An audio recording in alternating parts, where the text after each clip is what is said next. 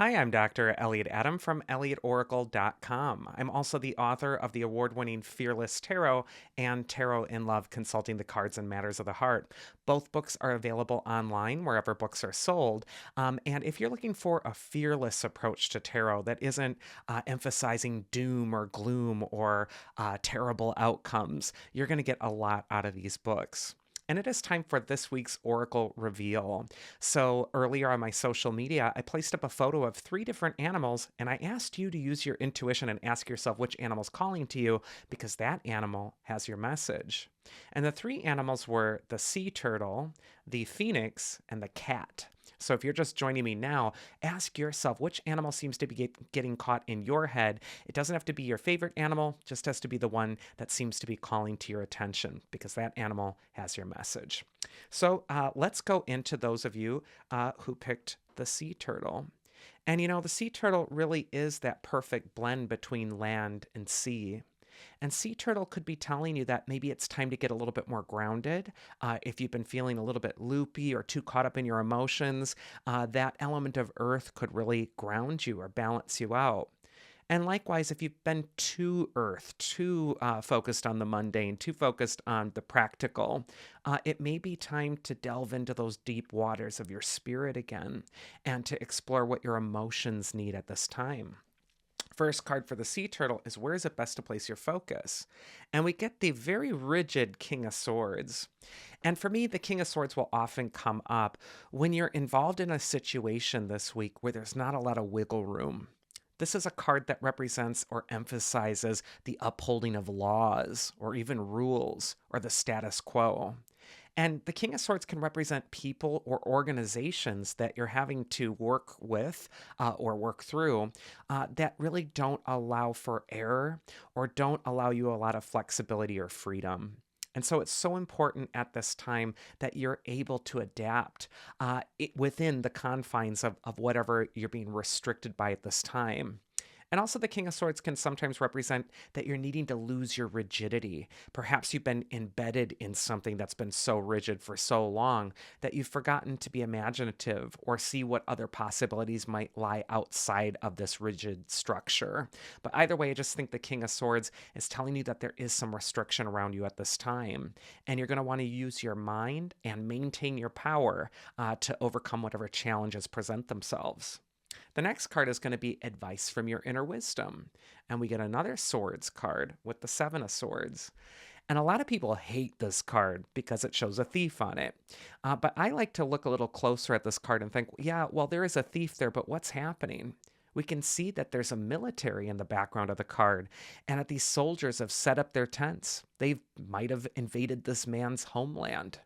And he has no recourse against the whole army. He's just one person. So, what is he doing? He's using his wits to find the way around the obstacle. He's stealing away the swords of the army, thereby defeating the army without ever having to fight. And so, for me, this Seven of Swords is a card of tactics. It's a card of thinking smarter and not working harder. And when we couple that Seven of Swords imagery with the King of Swords, this is a week where you really want to use your mind. You really want to be very clear and tactical about what's before you. And it might also be a time where you're solving some problems within a restrictive system. And you cannot defy the King of Swords or the army and defeat them by sheer force of will or just kind of pushing yourself forward. There is this sense that you're needing to outwit them. You're needing to outwit the obstacle in front of you. So I just feel like these cards are saying, come up with a plan. Come up with a plan that's going to help you get to that firm ground. And the mythic archetype that's going to help you this next week is Harmonia, the goddess of harmony. And her card says, I allow harmony to balance my life. It's very interesting. Harmonia, she is the daughter of Aries and Aphrodite. And Ares is the god of war. He's fiery, and Aphrodite is the goddess of love and beauty. And she's very watery. And, they call her laughter loving Aphrodite. And what Harmonia can represent is the balancing of these two polarities between that really harsh Aries energy, which wants to fight, and between that loving goddess energy, which just wants to make peace. And I'm just kind of feeling like Harmonia is giving you a pathway forward to help you think tactically about how to reclaim your balance or your equilibrium. It isn't all or nothing. It isn't avoiding the problem completely, maybe in an Aphrodite way. And it isn't just hammering away at your will with the Aries way. It is kind of like this blending of the two, finding that tactical balance that's really going to help you this next week is going to be a lifesaver. Next, we're going to go into the Phoenix animal spirit. And if you're attracted to the Phoenix, it goes without saying that this might be a time of deep transformation for you, where an old way of your life is dying and dead parts of yourself, things that have been lost or forsaken, are stirring back to life. And like the Phoenix, you may find that you're also very resilient and that you're needing to trust that part of you that wants to get up and ascend beyond old limitations and wants to live again. The Phoenix is always a welcome sign of rebirth and renewal. The first card for Phoenix is where is it best for you to place your focus this next week? And we get the Eight of Pentacles, which is a very practical card. It has to do with work. We see the craftsman in his studio and he's hammering away at the chisel. And the repeated blows of the hammer represent consistent work to get the job done. So for the Phoenix, there is this sense of resiliency that might be affecting your work or your projects, the things that you're really focusing on. And yet, there is no shortcut here. The Phoenix is a very magical animal, but the Eight of Pentacles is a very practical card. And it's saying to bring that rebirth and that vision that you're hoping to see in your life to fruition, you do have to roll up your sleeves and do the practical things. And the Eight of Pentacles will also say that the surest route towards success for you is going to be consistency. Just every day doing a little bit of work on this thing, polishing a skill, or even just maintaining your work ethic so that you can complete the job before you. So no more procrastinating. The advice from your inner wisdom, look at that, is the Three of Pentacles. Very interesting for both animals so far. You know, the first animal has two swords cards, which have to do with the mind. Here we're seeing an animal with two pentacles cards, which has to do with our work, our money, our finances, but also what we're trying to manifest, what we're trying to create in the world.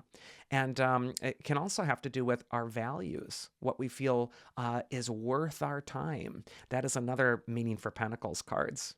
And on the Three of Pentacles, we see a collaboration happening where a craftsman is building a monastery. And the two monks that are before the craftsman are handing him a set of plans. And if you look really closely, if it's maybe a little hard to see, but drawn on those plans are the exact building that the craftsman is building.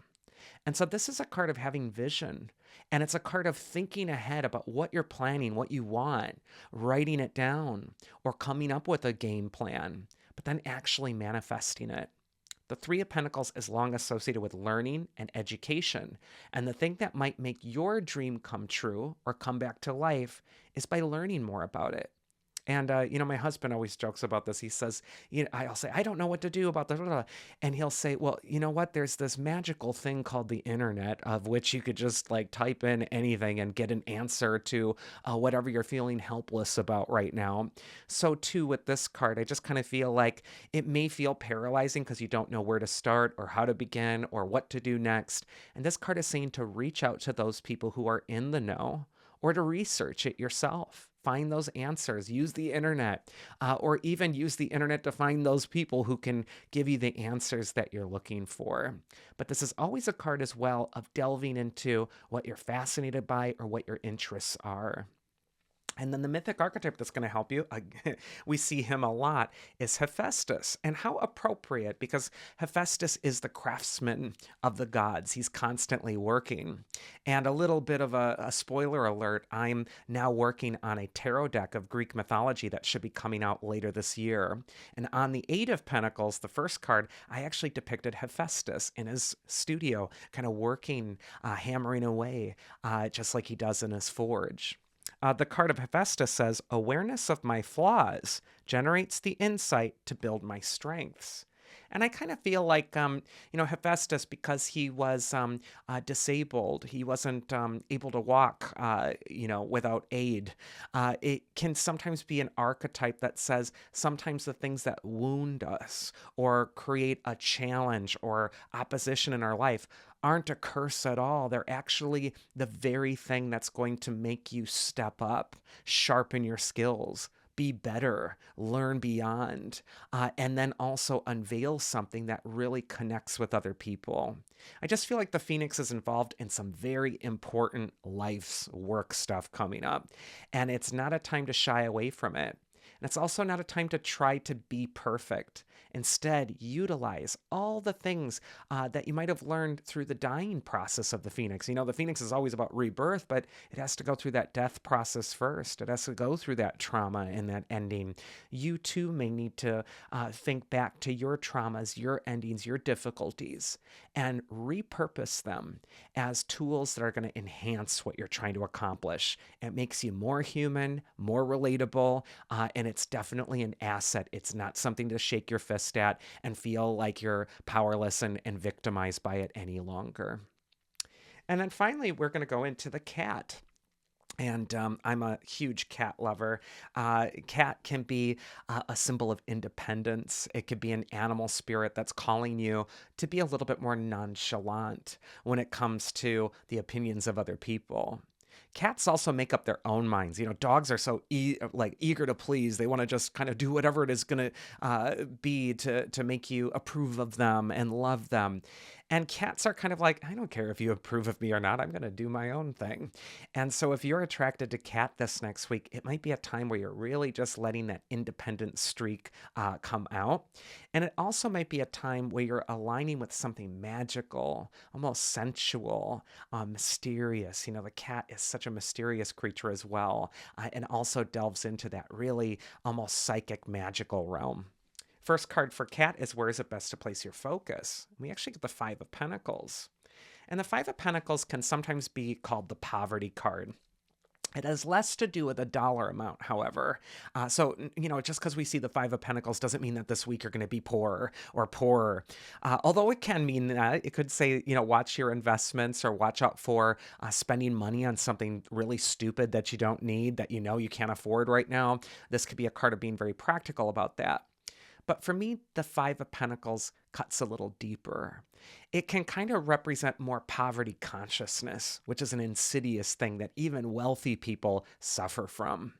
And poverty conscious is the sort of thing that makes you feel guilty or like you have to lower all your boundaries and just let in whatever outside influence in because you're feeling terrible for that person or that situation.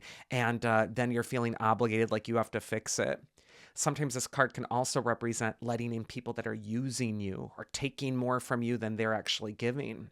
And so there is sometimes a need for equity with this card and also boundaries.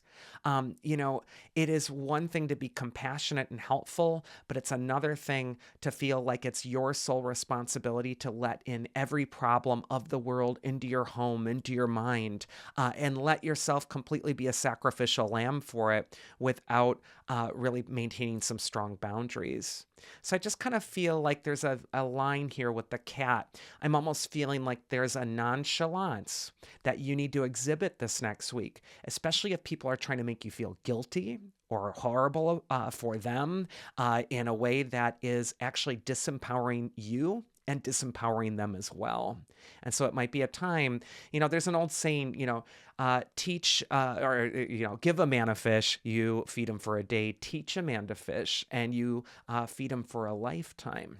And so too with this, it's kind of like, help where you can, but don't let that help be something that is growing into some sort of dependency on you, or where you're giving every last bit of yourself to a person or a psychic vampire or someone who's just draining your energy and you're not saying no. This is a card that sometimes is about keeping out those influences that are rather heavy.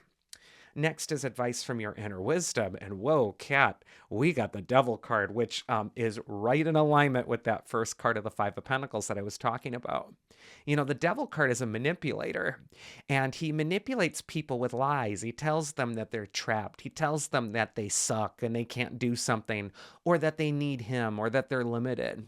I just kind of feel for the cat.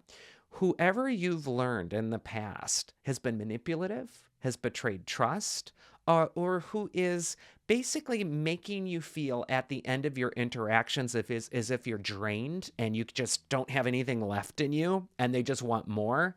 It's time to put the kibosh on that. It's time to say, no, stop. It could also just be a time where you're being very mindful about your boundaries. And I just kind of feel like there are some really deep seated kind of shadow feelings that are implicit in both of these cards. And, you know, when you're feeling self esteem about yourself, you're feeling good about you, and you have a confidence about who you are and what your worth and value is, it's very hard to take advantage of you. And so sometimes people that are put in our paths that are trying to take advantage of us or are trying to drain our energy, they're actually teachers illuminating to us that, wow, what do I really think about myself that I'm allowing this person to do this to me? So I just feel like this might be a tough love time for the cat this next week, where you may need to be nonchalant. You need to wash your hands of a person or situation that's turning into something that's destructive or limiting in some way. And boy, we need some sort of help here with those cards. So what's the mythic archetype that's going to help you? Well, much better. We get Phoebe. And she's the Titan goddess of prophecy. She's one of the first oracles of Delphi. And her card says, I trust my intuition and signs showing direction in my life. And so I think Phoebe's throwing you a rope to get out. And what she's saying is that your intuition knows exactly what you're dealing with other people. And you need to trust it. You need to trust your instincts. This could be a time to be psychically protective of yourself. I mentioned psychic vampires. You know, those are the people that just drain your energy and they don't stop. So I just feel like you might need to use your intuition this next week to be prepared. As my friend Teresa Reed says, to be prepared, not scared, of what's coming, so that you can kind of see it a mile away and make sure that you are prepared and not getting taken in or not having someone steal your power or make you feel obligated or limited at the expense of yourself. And that is this week's Oracle. I do hope you enjoyed it. If you found this video useful, I really would appreciate it if you shared it with a friend. And also the whole liking and subscribing and all that stuff really does help this channel grow. And it gives tarot a little bit more of an empowering voice rather than just being focused on fear. I hope you all have a wonderful week, whatever it is that you're doing. And if you are interested in scheduling a one-on-one tarot session with me, or giving the absolute most wonderful gift to a friend of scheduling a reading with me, you can book that at my website, elliotoracle.com. I also have a ton of free resources there, like free daily cards and also free tarot card meetings. If you're learning tarot or struggling with a way to apply a card's message to your life that doesn't make you feel afraid. And also, all that good stuff is in my book, Fearless Tarot, too. So I hope you all have a great week, and I will see you again here next week. So do take care.